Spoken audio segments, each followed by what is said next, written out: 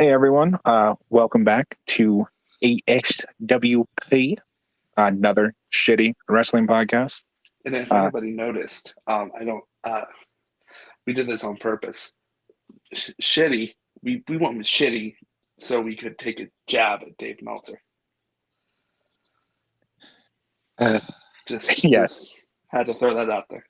no, Had to I get that understand. 5-star reference in there somehow. Yeah, here everything's a 1-star match. Well, let's not say that. I'm kidding. I'm kidding. All right, no, we won't.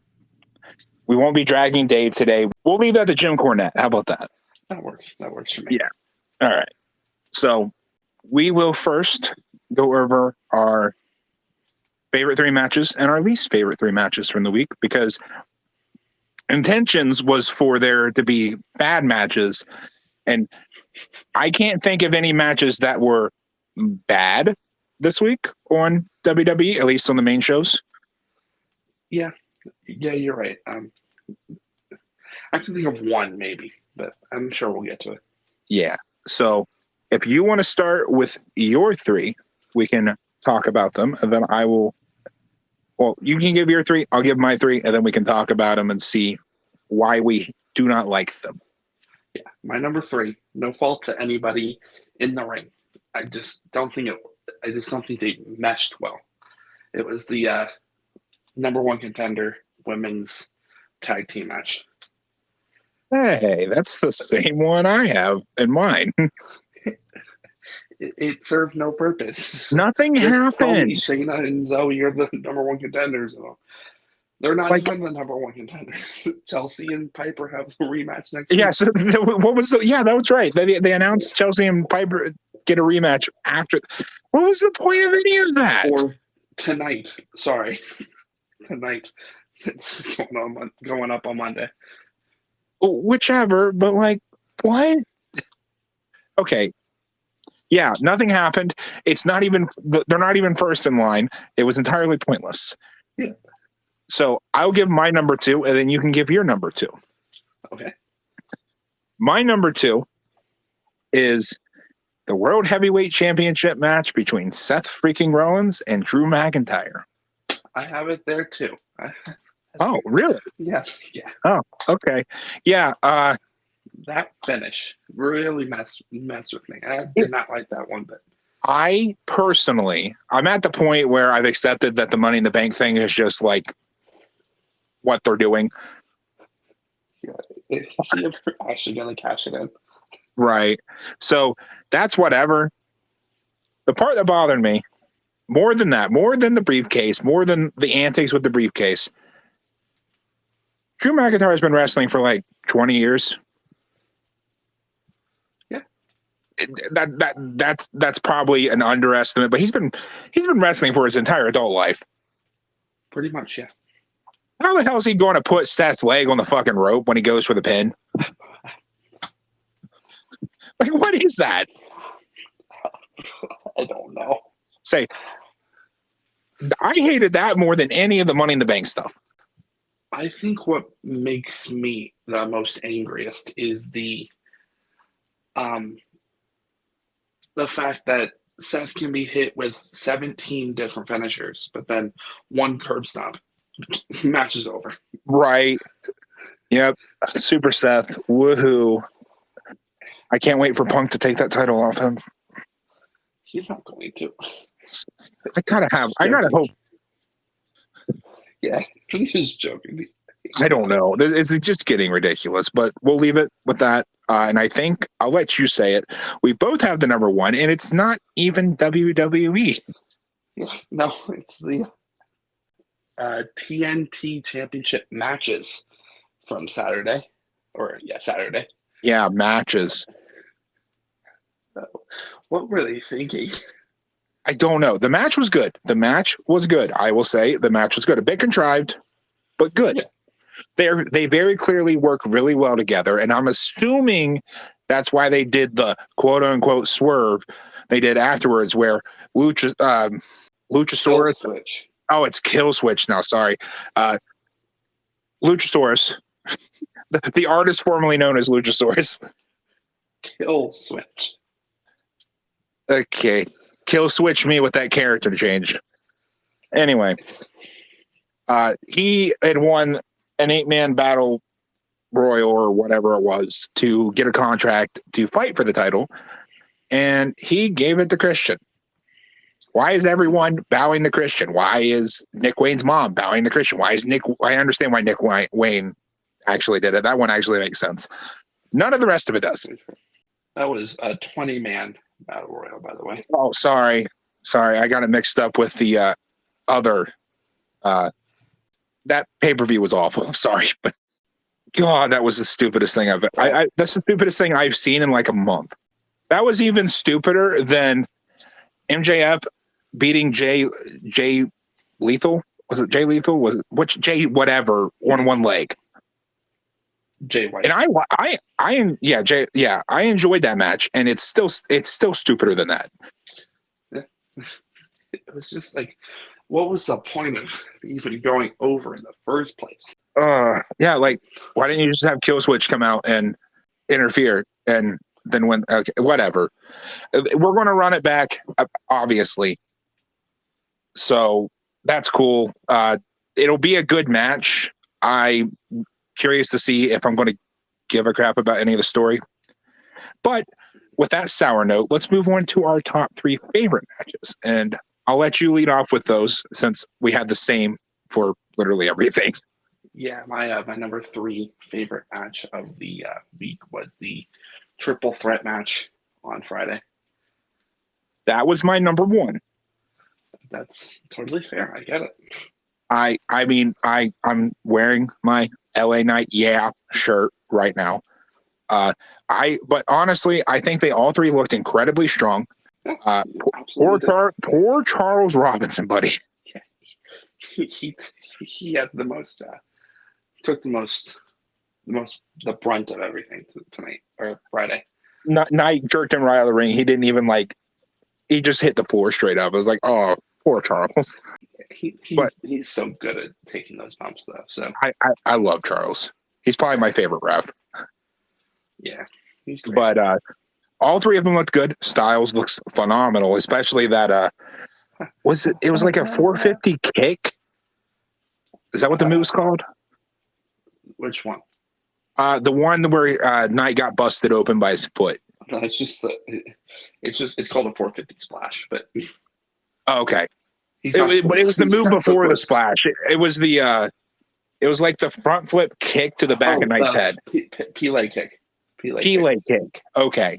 That at 47 years old? What? He still got it. Yeah, he definitely does. Randy still got it. Knight looked good. They let him look strong. Everybody looked strong. And then Roman, finally, Roman did what I've wanted him to do for months. He screwed himself, which he's not going to screw him, but he's going to have consequences for his actions. It's crazy. I love Nick Aldis.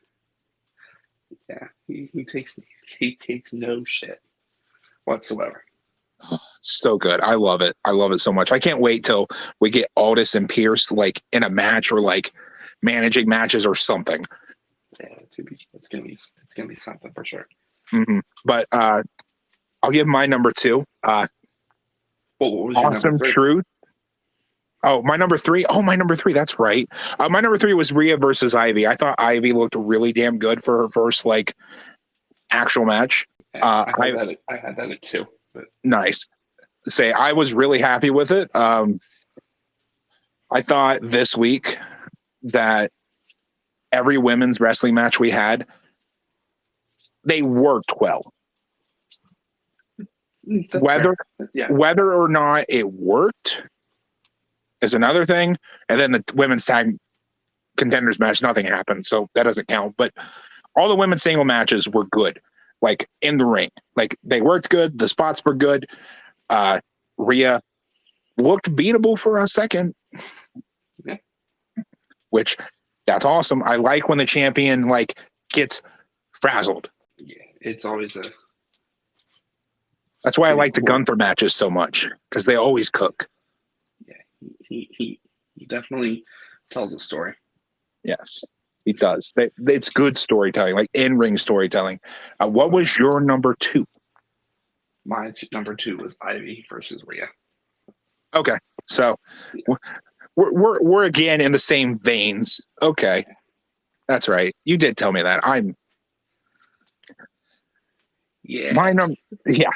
My number 2 was the Awesome Truth versus Judgment Day tag match. I am a huge fan of unserious wrestling when it's done right.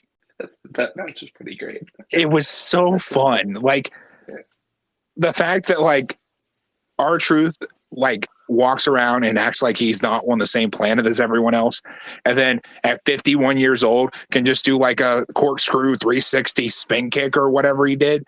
Something like that, yeah. Whatever it was cool. The whole thing was cool. When JD had Miz like arms behind his back, he's like, hit him, Truth, hit him, and then Miz moves out of the way and he wins the match for Miz. Oh, it's so good. That whole time he's so confused about it. I love R-Truth so much, so dude. Great. All right. I'll let you, since I've already said my number 1 because it was your number 3. What was your favorite match of the week? 6 months ago, not a chance that this would have even possibly been number 1. But I loved Becky Lynch versus Nia Jax. It was good. It was so good. Nia's finally getting a chance to show what she's actually capable of instead of just being she just needs to learn how to hold people's heads when she does Samoan drops from the second rope. Yeah. That would make me feel better. But outside of that'd be my only complaint. Everything else looked good. The punch right on the rope. Oh, that was so good. Yeah. Like just busted Becky open the hard way. Match. Like it was just like it was a perfect like crescendo and like climax point for the match. Absolutely agree. Yeah. I was in Norfolk when Nia came back. Sorry. When Nia came back, I was very upset. I am upset with myself now for being upset because I'm starting to see why she's back. I hope it continues to trend in that direction. I think I might have said something about her in last week's episode. So yes, we said that we were going to not watch those matches, but turns out we might be wrong. Crazy. What a shocking turn of events. Right. All right. So with that, by suggestion of a friend of the podcast, we are going to be this year, every week, whoever's on TV, we're going to be picking our top 10 male and female wrestlers are on the same list. Right. Anybody that appears on TV is eligible for this list. So like say if every match was awful, we could pick Michael Cole. Yeah. You could. Good. I don't think that's going to happen, but we could.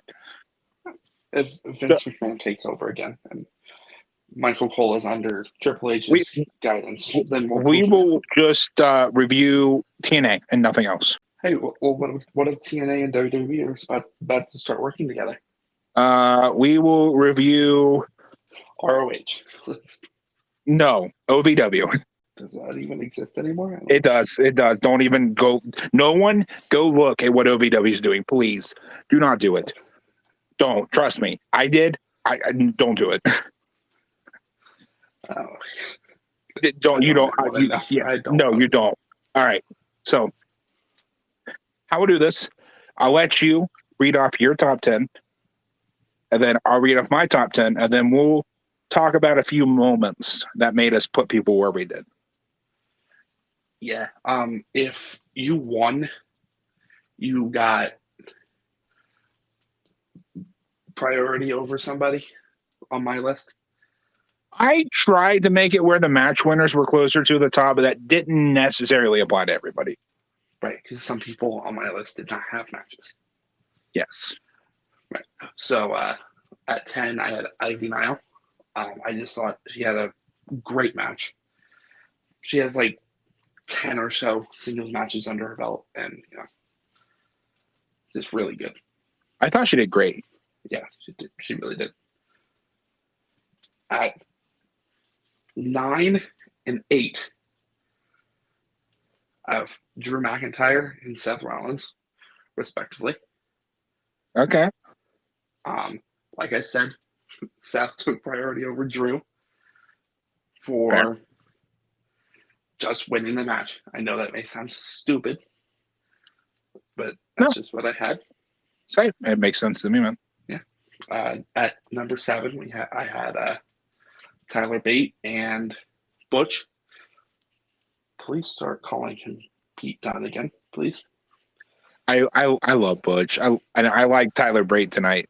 Well, Friday night. Whatever. I liked Tyler Bate as well. It's the first time I've seen him wrestle. I thought it was very good. I love the British strong style stuff so much. It's the best. It's the best. And the Pretty Deadly are great workers too. To give them credit. They just missed out on my top 10, by the way. Yeah.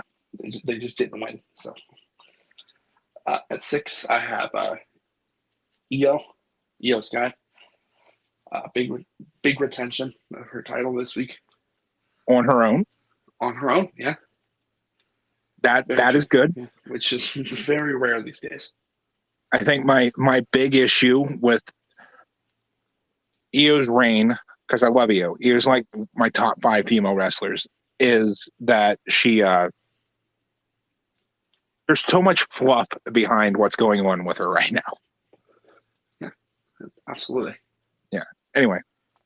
At number 5, I have Karrion Kross and the return of the Authors of Pain and Paul Ellering. Yeah. Yeah. Very, very excited to see where this goes. Especially now that we have the path. Bobby's going to be face. They finally made up their mind. Right. At number 4, I have The Rock. Mostly because he didn't win a match. Or wrestle in a match for that matter. But, that's where I have him. At number 3, I have Nia Jax. Like I said earlier, she just looked really good. And I just thought it was really good. It was a really good showing for her. It was impressive, for sure. Yeah. At number 2, I have Kevin Owens, who won a big number 1 contender match. He's actually the number 1 contender. He's going to face Logan Paul at Royal Rumble, and that's going to cook. Yeah. Royal Rumble is going to be a great show. And at number 1, I have the women's world champion, Rhea Ripley. Fair. Yeah. All right. So I didn't explain this. I'm going to explain it now. Then I'll get my top 10. The way this works, top 10 get points.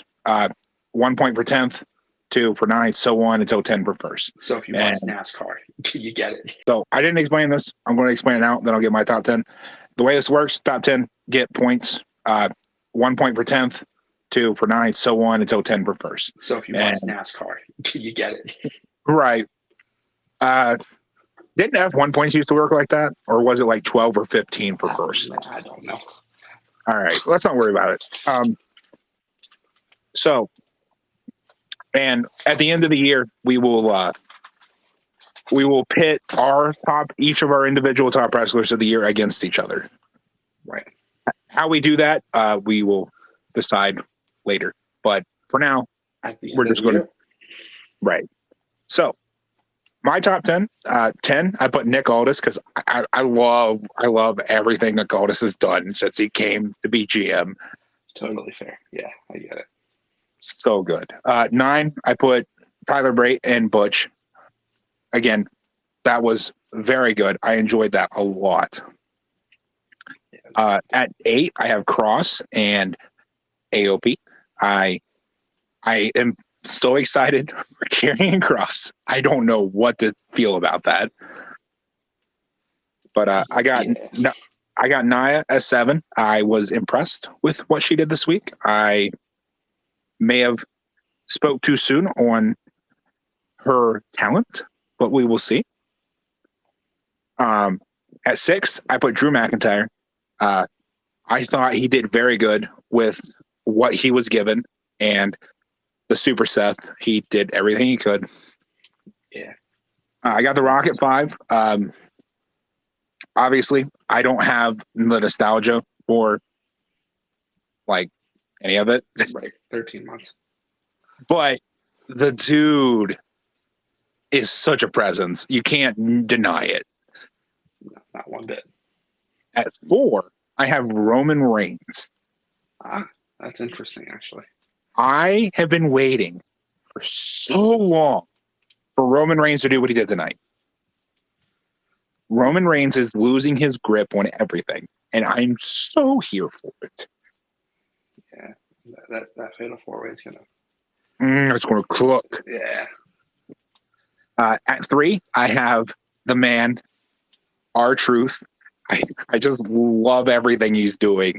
And since he's came back, it's just I love every single time he's on the TV. I just know it's going to be funny. It's going to be good. It's not going to be serious. I can just enjoy it. It's very good. Wrestling doesn't always have to be serious, guys. I know. It makes me so happy. Number 2, I have the Empress of the Sky, Io Sky. I am very glad that she retained on her own.